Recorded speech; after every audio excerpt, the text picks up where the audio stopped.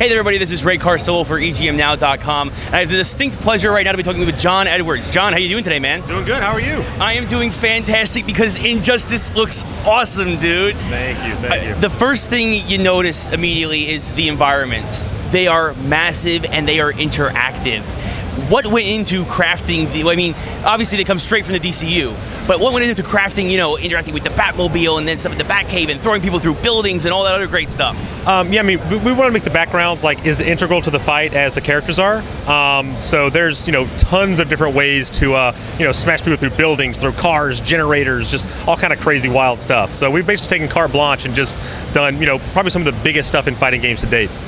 Very cool. Now you guys are using the Mortal Kombat engine from last year, right? Was it harder to craft these larger environments with it, or was it, you know, you're so familiar with it that you're just able to tweak it and just boost it up a little bit? Yeah, we are using like a modified version of the Mortal Kombat engine. Luckily, we have it's an amazing tech team.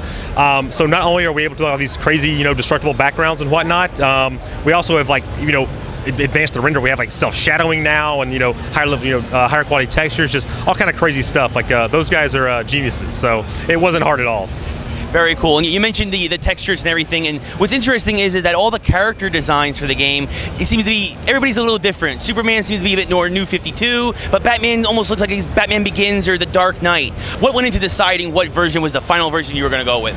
So we worked really closely with DC, obviously. They basically said, hey, listen, we're rebooting for like the New 52. You guys just come up with crazy stuff too, right?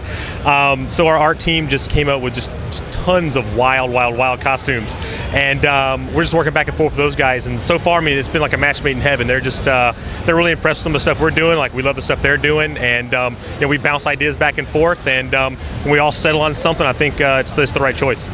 Very cool. Now, of course, obviously, Batman's a regular guy. Superman is Superman, indestructible.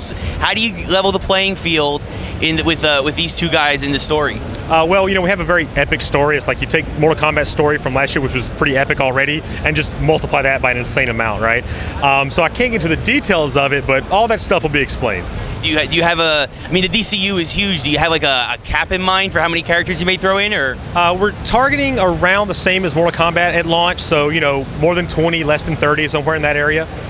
And what kind of modes might we see in the game? I mean, you had obviously your tower challenge in combat. You maybe see something similar? Yeah, we have, you know, something that we've done, you know, in the past is trying to bring the fighting games to like a single player time as well. And so we do have a lot of single player content as well as like the, you know, the traditional multiplayer.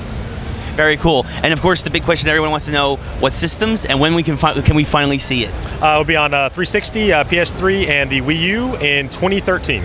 All right, John, thanks for your time, man. No problem, sir. Thank you.